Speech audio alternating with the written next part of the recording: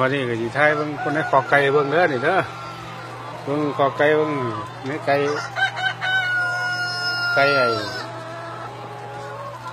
อยู่กับพื้นเอิ้นไก่พื้นแซวอยู่นี่ละนี่ไข่มันนี่ละไข่มันก็ได้ไข่น้ำแก่จังที่ไข่น้ำพื้นนี่ละไข่คอกละ3,000 ตัวหนึ่งกับไข่ในพุ่นไข่ในคอกไข่ในขอยทางไว้ทั้งแถวพุ่นย้ำมือเศร้าก็ได้อยู่มือละ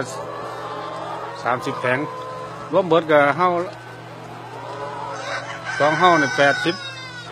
แผงไป85 แผงก็85 ก็4 เฮา4ข้อก็สิได้160แต่ละมื้อหยุดสต็อปเลิกงานสบายโพดอย่างนั้นน่ะนี่ละห้างเที่ยกับเบิ้งไก่ตีกันเล่นเรื่อยเอาท่านี้ละเดี๋ยวผมจะส่งไปไว้ท่าเงาไรพี่น้องป้องไป